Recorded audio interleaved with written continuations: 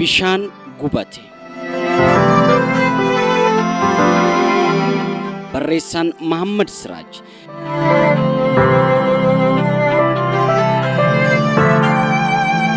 Bishaan gubate.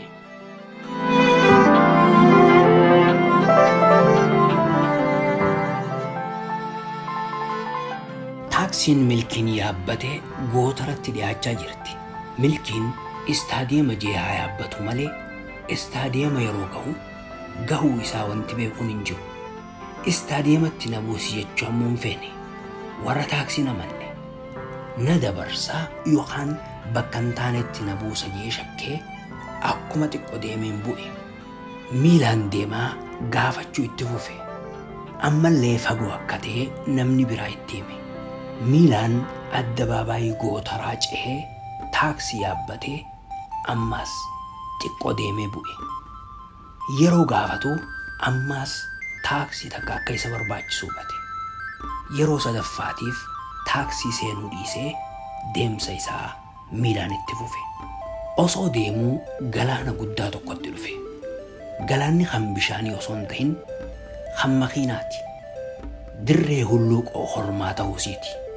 Yeroo walakkaa ga'u akka nama makiinaa harkeen beekne ta'e. Kaan asii achi fiiga, kaan achi as fiiga, kaan ammoo duubaan dhufa, kabiraa fuulduraan itti dhufa, kamirraa goree garamitti akka goru wallaale. Mashaqqaa meeqa booda daandii garaan baasaa dargeessutti achi ba'e. Osuma gaggaafachaa deemuu barreeffamni buufata televiziyoonaa jiru halaalaa itti mul'ate. Ni seeqe. Waan jannata namni seenuuf waaqeffatu ijaan argetti fakkaate. Gaazexeessitoonni achi keessaa isaaf malaayikoota. Jannata caalaa malaayikoota arguuf waan jarjareef gara gamoo isa duraa mul'attuutti fiige. Hararra hogguu gahuu maal akka barbaadu gaafatame. Iddoo isaa je'e. Iddoo isaa Birhaanuu je'e waardiyaan. Je'een. Har'a hin seenne wixata kottu.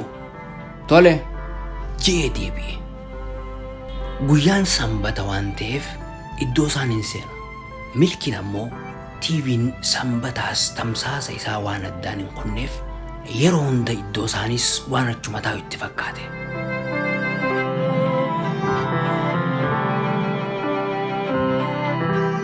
Wixanni ni ga'e. Yeroo ijoolleen waariyoo gara mana barumsaa deeman milkiinis akkuma nama hojiif deemuutti ka'ee gara dhaabbata iddoo isaan keessa hojjetuutti bobba'e. Sakatta'amee seene. Deeskii odee isaa dhaqee dhimma isaa itti hime. Namichi daawwitii keessa taa'u bilbila gurrarratti qabatee harkaan lakkoofsa tuttuqee sakandii muraasaaf ture. Waan himuu qabu eega hime booda gara milkii garagalee eegi je'een. Daqiiqaa muraasa booda iddoo isaan liiftiidhaan gabbu'ee dhufe. Iddoo isaan milkiin irraanfanne. Itti maramee nagee gaafate. Waliin gabbu'anii gara kaaffee muraasan keessa jiruutti qajeelan. Milkiin yeroo kaaffee dhaqu malaayikoota hedduu arge. Warra ispoortii kan afaan garagaraa, kan oduu himu, kan bashannana qopheessu, kan sagantaa beeksisu, kan diraamaa hojjetuu fi wallisaa beekamaa tokkos ni arge. Gammachuudhaan guutame. Milkiin guyyaan kun jireenya isaa keessatti guyyaa guddaa akka ta'e yaade. Guyyuma tokkotti malaayikoota kana hundaa fi wallisaa Oromoo beekamaa arguun gammachuu hin jirre isa keessatti uume. Iddoo isaa bira oolee wallisaa Sayyoo Daandaanaa wajjiinis wal baree laaqana waliin nyaate. Haalaa fi amalli wallisaa kanaa hedduu itti tole milkii. Hanga sanbataa yoo Finfinnee turu ta'e koonsartiin guddoon takka akka jirtu milkiitti hime Sayyoon. Isaan lachuu yeroo waliin dabarsanitti gammadanii gargar ba'an.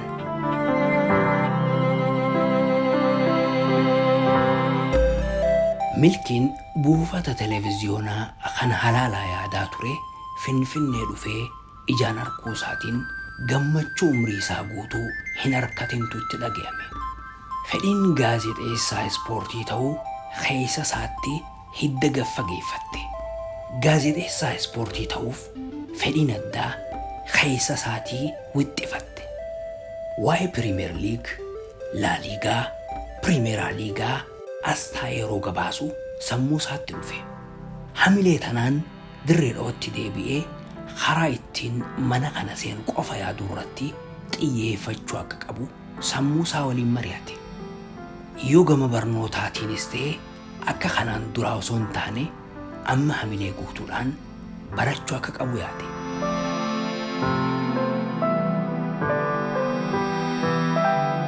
Milkiin guyyaa kaan Finfinnee maqaa fi TVdhaan beeku daawwachuudhaaf manaa bahe. Taaksii Kera Mexico Mercato jettu seene. Gurri isaa markaatoo jechuu waan dhaga'eef seene malee maqaan biraa tokkolleen hin galleef.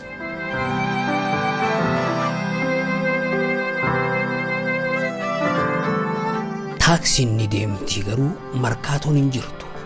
Karaa nagamsaa dhumuu dide. Milkiin taaksii keessa osoo taa'uu fincaan isa qabe. Taaksiinis dhadhaabbachaa waan deemtuuf bakka itti deemu osoo hin gahin fincaaniin muddame. Taaksiin osuma deemtuu bakka takkatti hogguu dhaabbattu namni hundi tokko tokkoon bu'ee taaksiin duwwaa hafte. Milkiin markaatoo baanan ga'e moo jee shakke. Garuu waan markaatoo TVdhaan beeku fakkaatu nagarre. Akkan teenye maqaan markaatoo jedhu maqaa hedduu mucaan taaksii yaamu keessa hin jiru. Fincaan ammoo boqonnaa isa dhorke.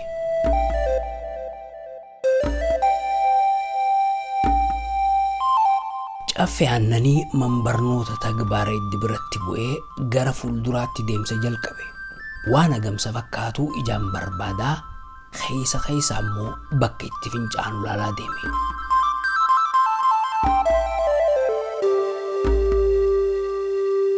Yeroo xiqqoo deemu nama karaarra dhaabbatee fincaanu arge. Namicha fincaanu hogguu arku inninis fincaanuuf yaade. Amala karaarratti fincaanu garuu hin qabu. Akkuma muddametti deemsa isaatti fufe.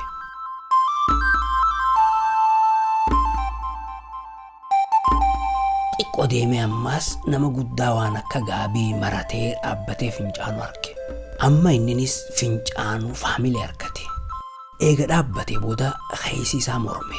Fincaan ammoo daranuu isa mudde. Fuula achi garagalee hofoo isaa qabate. Waan godhe hin beekne keessi isaa fudhachuu dide. Yaada isaa jijjiiree ammaas deemsatti fufe. Eega jaboo miilaan deeme booda barreeffama mana nyaataa jiru tokko arkee itti gore. Seenee finoolii gaafannaan akka hin jirretti himan. Amma dubbiin itti jabaannaan waan namni godhuuf murteesse. Ummata Finfinnee wajjin magaalaa ajeessuuf qotate. Bakka namni ittiin baay'annee ijaan barbaadu eegale. Xiqqoo yeroo deemu guddaa fa'a arge. Akka waan finoolii arkeetti lubbuun itti deebite. Karaarraa goree hosii tuulamtee naannawee dhaabbate. Duuba isaatiin hosii fuulduraan laga ta'uu mirkaneeffatee ziippaa isaa banee qaama isaa kan fincaaniin dhifame baasee gara lafaatti mataa gad garagalche. Qaama isaa keessaa kan bahu fincaan osoo hin taane ba'aa biraatti fakkaate. Keessi isaa boqonnaa argate.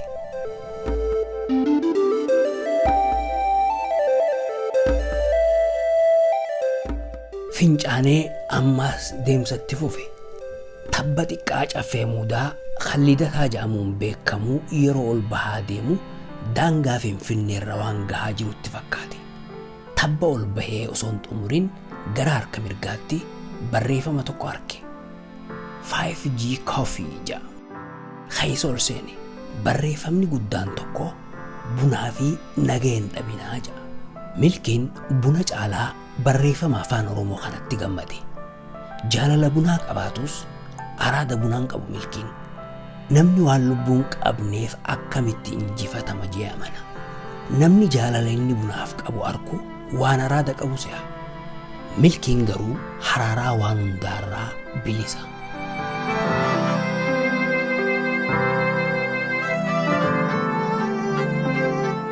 Mana warra shanan gibee hammeeshaa aadaa Oromoo garagaraatiin faayametti buna gurraacha dhugee deemsatti fufe. Tabba ol bahee yeroo fuulduratti achi ilaalu Finfinneen garasittiis afamtee jirti. lafti garanatti haftee lafa hanga ammaa arkitan caaltu fakkaatti. Finfinnee isaa achitti haftee yeroo laalu nama hedduu arke.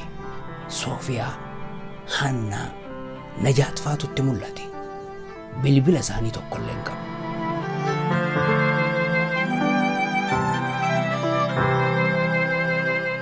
Soofiyaan faan namoota milkii waliin yeroo kutaa 10 baraturraa eegalee xalayaa waliif barreessaa turani. Yeroo barri 2000 seenee addunyaan ayyaana guddaa kabajju jechi mileniyam juus faca'ee bakkayyuu wal ga'e. Televiziyoonni Itoophiyaa sagantaan afaan Oromootis barkumee jee ummata barsiise. Jala bultiin baratanii milkiis waan hedduu barsiise. Yeroo jalqabaatiif yeroon inni maayikii afaanitti qabatee wallise jala bultii bara haareessaniiti. Yeroon inni akka gaazexeessaatti mini miidiyaa keessaa dubbates seensuma bara saniiti.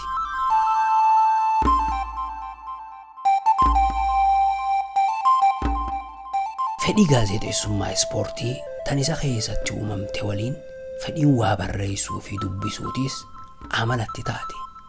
Milkiin wallee mataasaa qabaachuuf hawwii qaburraa kan ka'e walaloo barreessuu jaalata.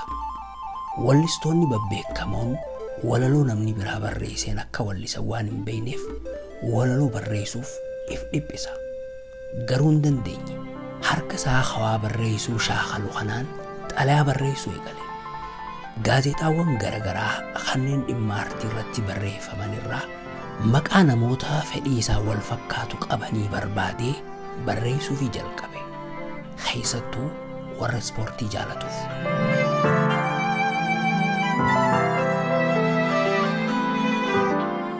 Baatii Amajjii keessaa maqaan isaatis yeroo duraatiif gaazexaa Qaal Kidaan jedhamu irratti ba'e. Barsiistuu Caaltuutu fedhii isaa tanaa agarraan gama nama Daani'el jedhamuutiin maqaan isaa gaazexaa kanarratti akka ba'u godhe. Mata duree Peempaaljuu jalatti maqaan isaa ba'ee xalayaan akka galaanaatti itti yaate.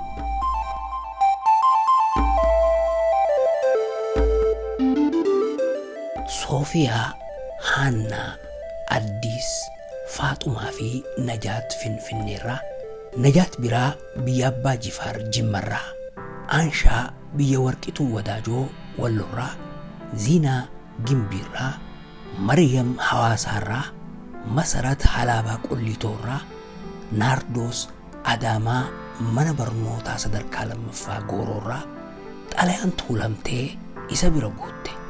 Ni barreessa, ni barreessuuf mata duree garagaraa irratti waliin mari'atu.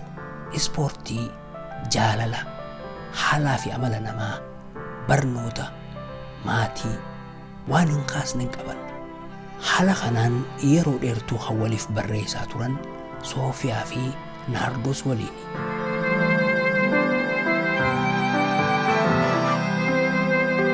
Milkiin kana hunda yaadatee yaada keessaa yeroo deebi'u aduun gara mana isii fuula deeffattee jirti.